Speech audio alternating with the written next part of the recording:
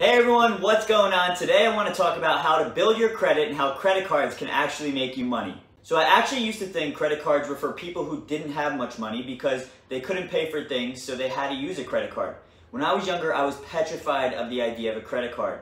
I'm not sure what really caused this, but today the reality is, if used right, credit cards can provide a lot of flexibility and awesome benefits. Credit cards are simply just one of the many ways to leverage money. But as I mentioned, I didn't always think of it this way. And hopefully this video helps you realize the benefits of getting a credit card earlier than later. All my life I paid cash for everything. I never had a credit card, and I never wanted a credit card either. It wasn't until I considered buying a house while serving in the Air Force that I realized how credit actually worked. I sat down with a mortgage broker and he asked if he could pull my credit, which is part of the process for banks for many big purchases like a car and a house. I didn't think I had any credit. I've always used cash and never had a credit card. Unfortunately, that didn't fly with the bank, and without any credit, I was denied a home loan. Thinking back, because I didn't start building my credit earlier, that probably cost me a lot of money in appreciation and rent income from a home I could have purchased years ago. Because I wasn't able to act on buying my first property until about 2 or 3 years later, after I built credit, I missed out. Now I have multiple credit cards totaling about $50,000 worth of credit. So hopefully you listen and actually learn what I'm going to share with you in this video, because it was very eye-opening to me. All this time I thought I was doing the right thing by not taking on any debt, and I'm sure most of you have similar mindsets. After being denied the home loan, my goal was to search for a credit card with an easy approval rate. A lot of credit cards won't even approve you if you don't have any credit, which is like a catch-22. You need credit, you need a credit card to build credit, and you need credit to get a credit card. Luckily for me, at the time I was serving in the Air Force, and the base I was stationed at actually had a credit card program that was very easy to get approved for because they knew military members had a consistent income coming in. I filled out the application and I was approved. So let's step back and talk a bit about what a credit score actually is. A credit score shows banks how likely you are to pay back the money borrowed based on a numerical scale. So let's take a step back a bit and talk about what a credit score is. A credit score shows banks how likely you are to pay back the money borrowed based on a numerical scale. This scale ranges from about 300 to 850. The lower the score you have, the more likely banks feel you are a risk to them. Therefore, the lower the credit score, the more interest the bank will charge you when you take a loan due to you being viewed as a higher risk. Now, sometimes banks will not even loan you money if you have too low of a score, because this is too risky of an investment for them.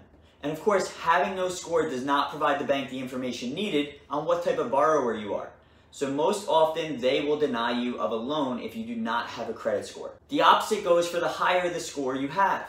The higher the score you have, the better the rates you can have on a loan that you may apply for, because the bank views you as a safe investment and believes you are, based on your score, you will pay the loan back in full amount without defaulting.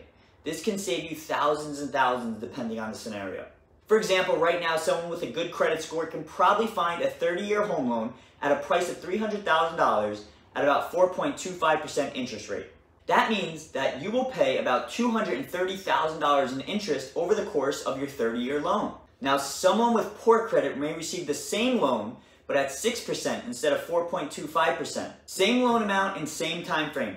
But this person would pay $340,000 in interest over the 30 years. That's an extra $18,000, which is almost $4,000 extra a year in interest payments, just because your credit score was not desirable to a bank. That's why it's such an important life lesson. Although they don't teach us this in school, I hope I can share at least my experience so you can realize the importance of this. If your goal is to invest in real estate, run a business, or anything where you may need to borrow money from the bank, you're going to want a good credit score. So your credit score is based on a few factors. The first is how long you have had credit for. So that's why if you don't have a credit card or anything right now, you should look into getting one. Because maybe you aren't looking to buy a home now, but it may be a goal in the future. So building your credit does start now. Next, your credit score is related to the utilization rate. This is based on how much credit you use compared to how much is available to you. For example, if you have a $5,000 line of credit and you are constantly using $4,900 worth of that credit line, that could actually hurt your credit. Next is, of course, on-time payments. Nothing is going to hurt your score more than on-time payments. Even better, showing you can pay on time is going to increase your credit score, So make sure you are paying your bills on time. Also, banks like to see diversity in your credit. For example, they like to see that you can not only handle a few credit cards, but potentially a home loan or auto loan as well. This shows them that you are extremely responsible for your lines of credit. Finally, banks hate seeing people who apply for loans frequently. This is called an inquiry. You are inquiring on a new line of credit. When banks run your credit, a memo is pretty much attached to your credit history saying, Tom Jones has inquired for more credit. If banks see you doing this often, it throws up a red flag to them, because it seems like you are just looking to gather more and more credit, so you come off as a riskier investment. This isn't a huge dilemma. If you are someone who is buying a car, then a home, or whatever comes up, just wait a little bit in between, because these inquiries do disappear over time. So let's say you were someone who is just starting out looking to build credit. Now there are great sites like creditcards.com, but if for some reason this fails you, for example, my sister was having a very hard time finding something because she had no credit. You can also go to a local bank and apply for something called a secured credit card. How this works is that you provide the bank a deposit of anywhere from $250 to maybe $1,000.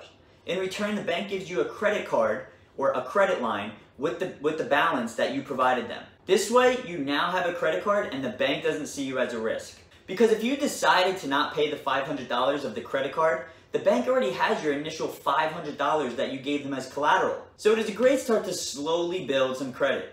Do this for a few months, and as you do, you can then start applying for bigger and bigger credit cards with incentives. Remember, this is not free money. Spend this money as if you were living your normal day-to-day routine.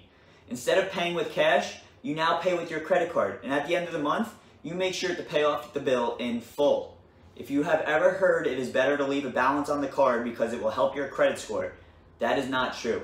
I am not a financial advisor, but from my experience, I've heard this is just a myth. In the future, when you start to create a good credit score, you can start getting into credit cards with incentives.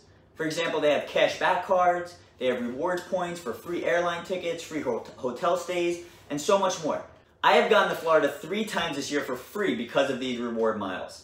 Now let's talk about some misconceptions about credit cards. Number 1 is what I described earlier. You do not need to pay interest to improve your credit score. Just make sure you are paying your bill in full each month. Number 2 is checking your own score. Inquiring on your own score does not affect your credit score. Using sites like creditkarma.com is usually good to see where you are at. It also recommends credit cards for you based on your current score and finances. I would highly recommend signing up. Number 3 is that having too many credit cards is bad for you. That is only true if you are abusing them. Having more credit and credit cards can actually benefit you. For example, if you want to have a credit limit of $10,000 and you have a balance of $7,000, you have occupied 70% of your credit, which is not necessarily a good thing.